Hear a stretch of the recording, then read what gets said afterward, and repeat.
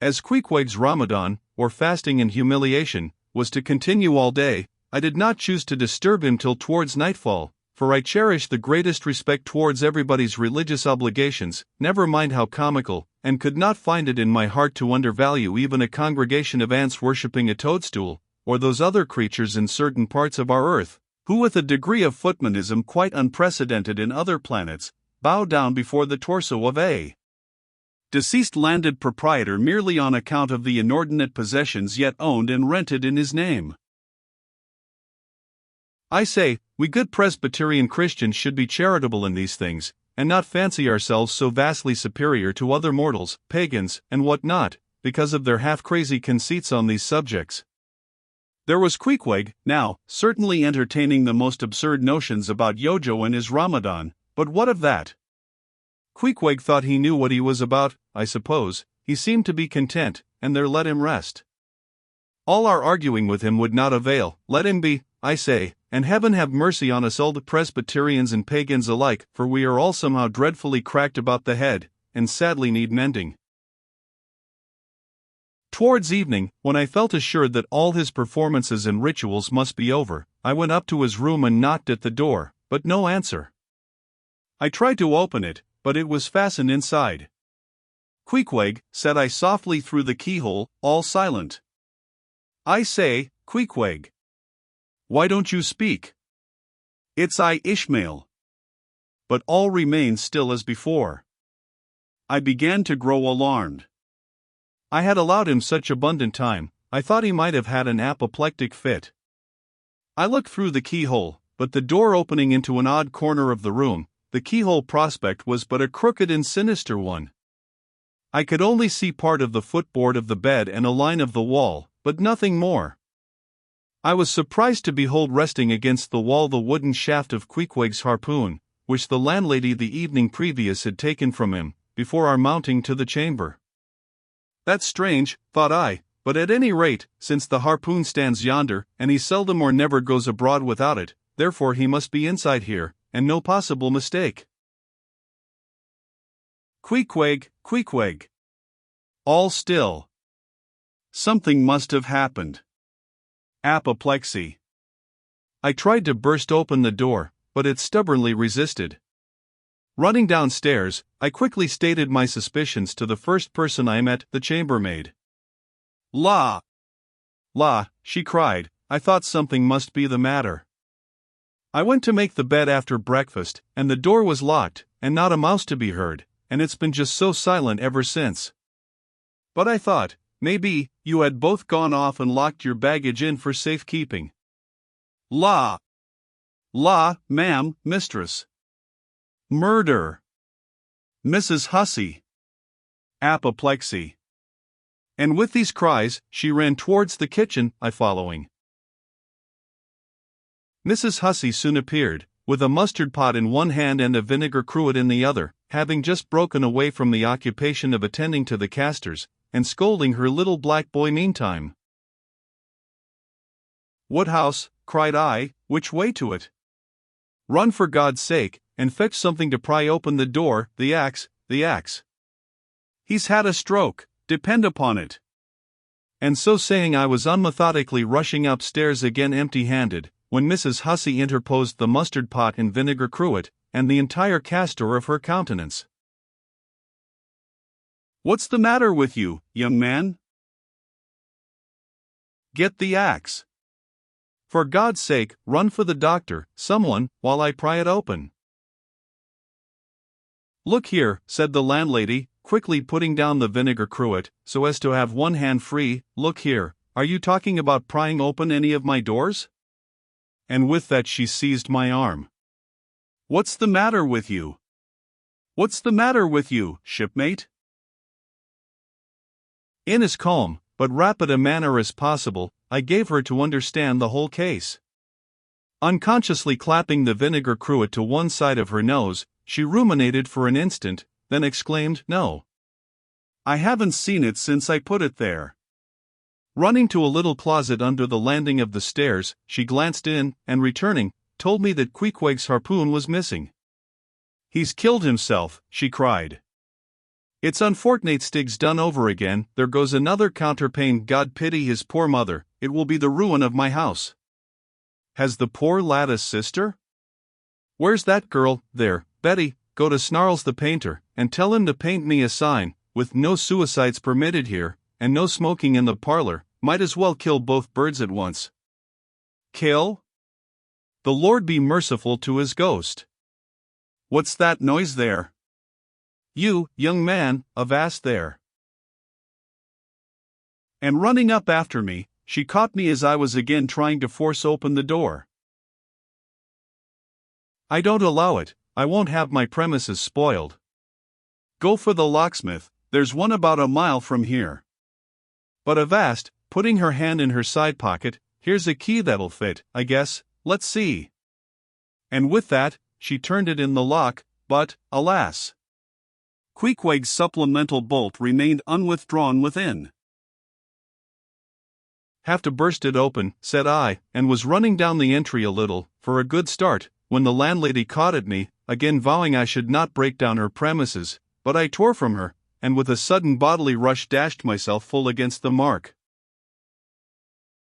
With a prodigious noise the door flew open, and the knob slamming against the wall, sent the plaster to the ceiling, and there, good heavens!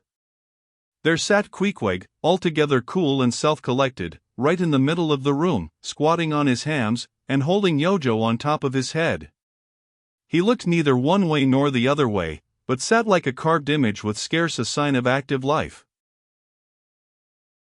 Queequeg, said I, going up to him, Queequeg, what's the matter with you? He hain't been a-sittin' so all day, has he? Said the landlady.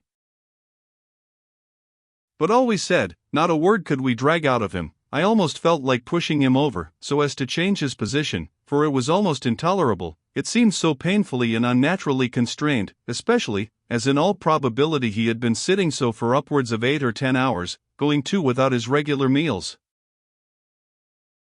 Mrs. Hussey, said I, he's alive at all events, so leave us, if you please, and I will see to this strange affair myself. Closing the door upon the landlady, I endeavored to prevail upon Queequeg to take a chair, but in vain. There he sat, and all he could do, for all my polite arts and blandishments, he would not move a peg, nor say a single word, nor even look at me, nor notice my presence in the slightest way. I wonder, thought I, if this can possibly be a part of his Ramadan. Do they fast on their hams that way in his native island? It must be so, yes, it's part of his creed, I suppose. Well, then, let him rest, he'll get up sooner or later, no doubt.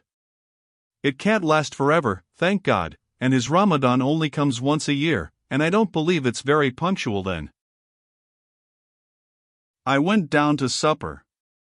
After sitting a long time listening to the long stories of some sailors who had just come from a plum-pudding voyage, as they called it, that is, a short whaling voyage in a schooner or brig, confined to the north of the line, in the Atlantic Ocean only, after listening to these plum-puddingers till nearly 11 o'clock, I went upstairs to go to bed, feeling quite sure by this time Queequeg must certainly have brought his Ramadan to a termination.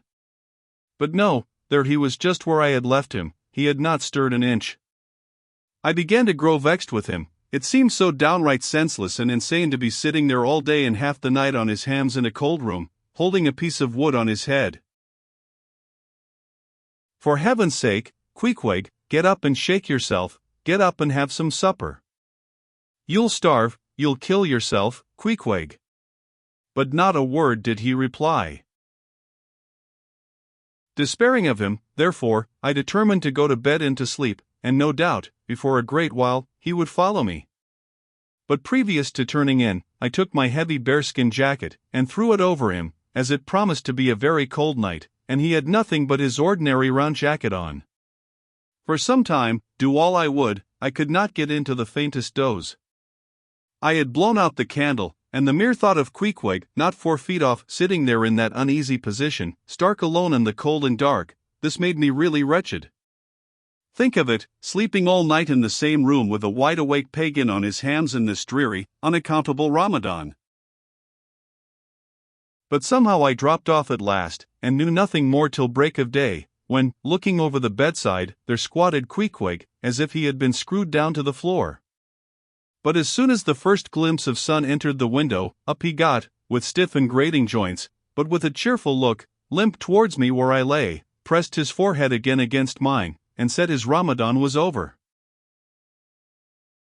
Now, as I before hinted, I have no objection to any person's religion, be it what it may, so long as that person does not kill or insult any other person, because that other person don't believe it also. But when a man's religion becomes really frantic, when it is a positive torment to him, and, in fine, makes this earth of ours an uncomfortable inn to lodge in, then I think it high time to take that individual aside and argue the point with him. And just so I now did with Queequeg. "Queequeg," said I, "get into bed now, and lie and listen to me." I then went on, beginning with the rise and progress of the primitive religions, and coming down to the various religions of the present time, during which time I labored to show Queequeg that all these Lents, Ramadans, and prolonged ham-squattings in cold, cheerless rooms were stark nonsense, bad for the health, useless for the soul, opposed, in short, to the obvious laws of hygiene and common sense. I told him, too, that he being in other things such an extremely sensible and sagacious savage, it pained me, very badly pained me, to see him now so deplorably foolish about this ridiculous Ramadan of his. Besides, argued I, fasting makes the body cave in, hence the spirit caves in, and all thoughts born of a fast must necessarily be half-starved. This is the reason why most dyspeptic religionists cherish such melancholy notions about their hereafters. In one word, Queequeg, said I, rather digressively, hell is an idea first born on an undigested apple dumpling, and since then perpetuated through the hereditary dyspepsias nurtured by Ramadans. I then asked Queequeg whether he himself was ever troubled with dyspepsia, expressing the idea very plainly, so that he could take it in. He said no, only upon one memorable occasion. It was after a great feast given by his father the king, on the gaining of a great battle wherein 50 of the enemy had been killed by about 2 o'clock in the afternoon, and all cooked and eaten that very evening. No more, Queequeg, said I, shuddering, that will do, for I knew the inferences without his further hinting them. I had seen a sailor who had visited that very island, and he told me that it was the custom, when a great battle had been gained there, to barbecue all the slain in the yard or garden of the victor, and then, one by one, they were placed in great wooden trenchers, and garnished round like a pillau, with breadfruit and coconuts, and with some parsley in their mouths, were sent round with the victor's compliments to all his friends, just as though these presents were so many Christmas turkeys. After all, I do not think that my remarks about religion made much impression upon Queequeg. Because, in the first place, he somehow seemed dull of hearing on that important subject, and less considered from his own point of view, and, in the second place, he did not more than 1/3 understand me, couch my ideas simply as I would, and, finally, he no doubt thought he knew a good deal more about the true religion than I did. He looked at me with a sort of condescending concern and compassion, as though he thought it a great pity that such a sensible young man should be so hopelessly lost to evangelical pagan piety. At last we rose and dressed, and Queequeg, taking a prodigiously hearty breakfast of chowders of all sorts, so that the landlady should not make much profit by reason of his Ramadan, we sallied out to board the Pequod, sauntering along, and picking our teeth with halibut bones.